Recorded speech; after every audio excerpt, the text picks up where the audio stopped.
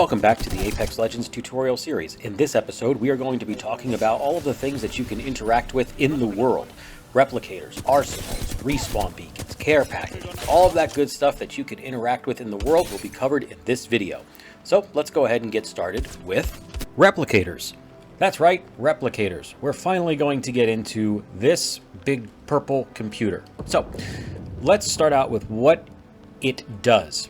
It is a single-use crafting system that will allow you to craft some things. How do you know where they are? If you pull up your map, any of these purple icons indicate where a replicator is. This one here that you see that has these flashing hexagons, this is a newly spawned one. So when the game starts, there are going to be certain points of interest that are already going to have replicators there. It is completely random where they spawn. And also, later in the game, more replicators will spawn on the map, and where they spawn is also completely random. You can tell where they're going to spawn by the blinking hexagons, and you will also see a purple pillar of light that is coming from the sky that lets you know a replicator is coming down here. So, let's talk about how to use replicators. Unlike a ring console or a respawn beacon, you can use a replicator in one of 3 of the consoles. So you can pick any one of these consoles to use, and you can use the replicator. They're all the exact same, it doesn't matter, and yes, you can use them at the same time as your team. So let's just pick one. I'm going to pick this one. I'm going to press and hold my interact button to come up to the console, and that will open up the replicator menu. When you are in the replicator menu, you will have 4 options. We're going to start with the top. The first option that you have to craft is ammo. The game will look at your current guns and it will give you ammo based on what's in your current loadout. Right now I'm using an R301 and an R99, so I get 72 rounds of light ammo for each gun. The next option is a med kit. The bottom option is a shield battery, and the left option is gray right now. The left option is a way that you can craft your teammates' banners if they die. Let's talk a little bit about banner crafting. Now, when your teammates die, on their death box, you will see an icon with their legend's face on it, and there will be a timer that is ticking down. What the timer indicates is how long you have to pick up their banner from their death box. But be aware, just because that timer expires does not mean that you can't craft them anymore. You can still craft them at any time during the match, as long as your teammates haven't left the match or abandoned you, which is a different topic, but you can still craft them. It is also important to note that when you craft banners, if you have a support legend that is part of your squad, you will also get a mobile respawn beacon alongside those banners, making it a little bit easier to bring your team back. So let's talk a little bit about the other options. I think these two, the ammo and the med kit, pretty self-explanatory. If you really don't use the ammo one that often unless you're in some really strange situation and you're really running low on ammo. It's the same thing with the med kit. You almost always have enough health to get through. You don't really need to craft med kits that often.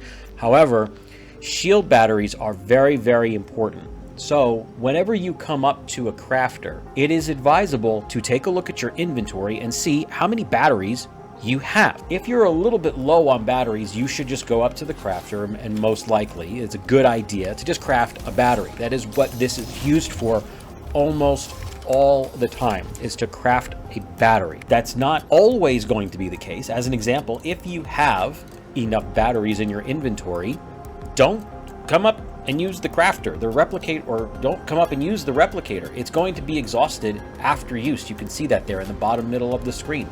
So leave yourself that option just in case you need to bring your teammates back. I would say that in order of most frequently crafted item to least frequently crafted, the shield battery is going to be number 1. Crafting banners is probably going to be the second most common use of a replicator. Crafting ammo, the 3rd most popular option, and then crafting medkits, probably very, very rare that you would really need to do this, but it is there just in case you need to do it. So when you craft something, it will appear right there for you to loot. you can go ahead and pick it up. It will go into your inventory, and that is it. You will now see a message on your screen that says you have already used this replicator. You can't use it anymore. Your team can, but you can't. Next, we're going to talk about respawn beacons. This is what a respawn beacon looks like. It has a little green ship here, looks like a spider mine or whatever. On the map, it looks like this green icon here. You can see another one over here, right there. Unlike replicators that can be used by your entire team once, respawn beacons can only be used one time, period, for the game, for the lobby. So once, if I come here and I use this respawn beacon, no one else in the game can use this respawn beacon. It's gone, which is why sometimes it can be difficult to bring players back into the game if they have been if they've been killed. In addition to not having a lot of respawn beacons that are out there, and yes, a mobile respawn beacon will help solve this, respawning players is loud. It is super loud. Everyone knows that you're bringing someone back. Not only is the ship itself very loud, but when you start to bring someone back, a green pillar of light will go into the sky and it will pulse to let people know someone is being respawned right here. So be careful when you use a respawn beacon. You want to try to make sure that you're at least in a safe location. It can be very difficult to tell if you're in a safe location because of how wide of a net is cast when you respawn a player. Everyone knows, just basically everyone knows. So just keep that in mind. It's a very high risk, high reward mechanic. Just like the other mechanics in the game, in order to use a respawn beacon, all you have to do is walk up to it and press and hold your interact key. If you are holding your teammates' banners, any banner that you're holding will bring that teammate back. When you are being respawned, there are a couple of things that you should be aware of. The first is that you are free RP. Everyone is coming after you, so you need to get on the ground and get into safety or rotate as quickly as possible. If you stay where you're being respawned, people are going to jump on you and they're probably going to kill you. Because when you respawn in a weakened state. You keep your armor, which is great. You keep your guns, which is great. But you respawn with a very small amount of ammo and a very small amount of heals. So you also get no attachments on your weapons either. So you have to you're not really starting from scratch, but you are starting in a state that puts you at a significant disadvantage. So once you respawn, get out of there. I'm telling you, you don't want to stick around and wait for someone because they look at you and all they see is free RP and they're going to push you. So get to safety. So one thing that battle royales get criticized for, and rightfully so, is this weird situation that can happen where it's not really weird, it's actually pretty common, where you're going to scavenge for loot and then you just die immediately in your first interaction with another player. This is commonly referred to as like a loot simulator, like just running around and picking up loot is not really fun. The arsenal helps with that. What it does is it will have every gun of this arsenal's type available for you to pick up. So right now I am at a heavy arsenal, meaning all heavy weapons are available to me to just pick up. In order to pick up the weapon, you can just press your, let's just pretend I'm not holding anything. In order to pick up the weapon, all you would have to do is just press your use key on it and you will pick up the weapon, making it much faster for you to get geared up with what you want. There are arsenals all over the map for all different kinds of guns. Here is an arsenal for sniper rifles. Here is an arsenal for light guns. Here is an arsenal for energy weapons. You can go to any one of these arsenals and pick up whatever guns you want. In addition to that, arsenals also have the ability to enhance your gun as well. To enhance your gun, there is a console that is on either side of the arsenal. There's one here, and there's also one on the other side. Select the weapon that you want to enhance, and then press and hold your use key on this part of the console to enhance that weapon. As you can see here, it will give you attachments. Once you have used the arsenal to enhance your weapon, you can't use it to enhance your weapon again until round 3, which is when it will become available again for you to use. Now you can go to another arsenal, and then you can, like if I'm using a heavy weapon, if I went to another heavy arsenal like right here, I could go ahead and use that and enhance my weapons again. In fact, it's actually pretty advisable to do that because that's a really great way to upgrade your attachments without having to look all over the place for them. So as you can see, round 3 has started and the arsenal has reset, which means that I can now enhance my gun again. Just by pressing and holding my interact key, my gun will now enhance. It actually gave me a level 3 stock in this case, which is right here. Last thing I wanted to cover about arsenals is that everyone on the team can use them, and everything on the arsenal has a quick respawn on it. So as you can see here, I can pick up ammo for my guns as well, and they'll kind of be faded out here in teal. And then after a few seconds, it will come back, and then you can continue to, you can loot it, your teammates can loot it, or whatever. You can also switch out your gun. So if you ran across like a prowler and you're like, I don't want to use the prowler this game, I want to use a car, you can go ahead and just switch your weapon out. It's that simple. Next, we're going to talk about care packages. Care packages are gifts from above. They are sent down from the heavens into the game and can be seen by a pillar of white light. On the map, they are identified as circles, and there's usually multiple of them that get dropped into the game at a random point during the game.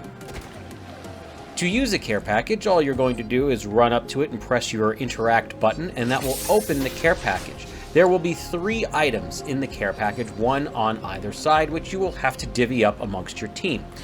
Most of the time, there will be a gold weapon, which we talked about in the last episode. Gold weapons automatically have the best attachments already on them. The only attachment on a gold weapon that you can switch out is the optic. There's also going to be something to do with your Evo. So if your team is not at the maximum level for their Evo charge, they can pick up a cache. There can also be red helmets on care packages as well. Just keep in mind that care packages are very, very popular.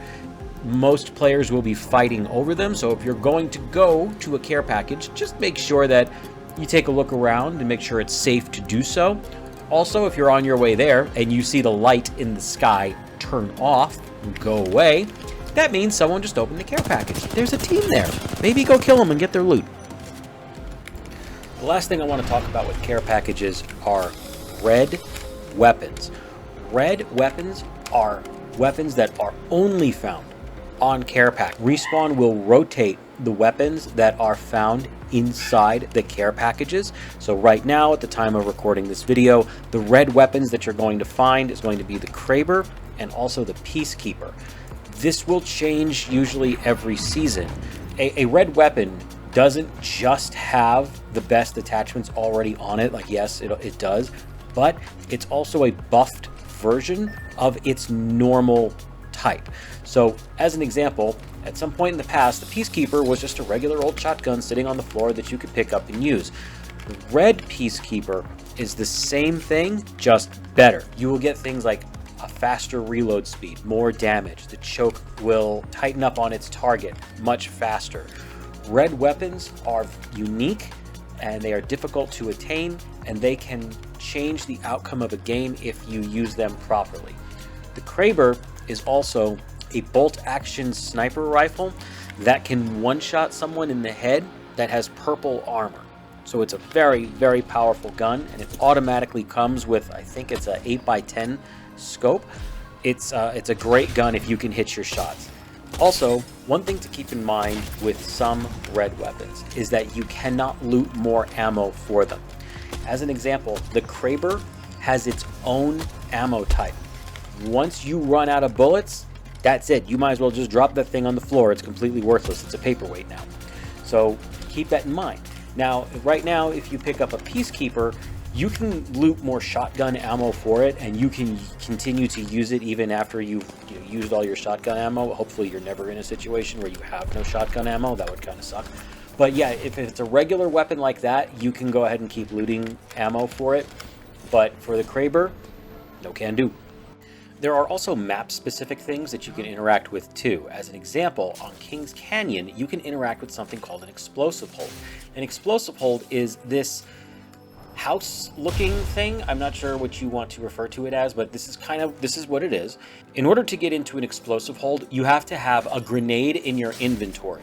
You can go up to either end of the explosive hold where the door is, press and hold your interact key, and then whatever grenade you have in your inventory, your legend will then rip off the console, shove the grenade into the console area, into the computer, and then let it explode. Now, you don't have to worry about backing away. The explosion does not damage you, but that will open the door to the explosive hold, which will give you great attachments, which will give you some weapons and also some ammo as well. Keep in mind that you don't get stuck in an explosive hold. You can open the other door from the inside once you're done looting. Or you can just leave the way you came. It's up to you. And that is going to do it for this episode. In the next episode, we are going to start taking a closer look at the legends, the categories that they fall in, and their passive abilities as well. Not going to be going into too much detail about how to play the legends or their styles, just very high level, looking at the categories of assault, skirmisher, recon, support, and controller, and helping you understand what those things mean and how they impact the game. So we will see you in the next one.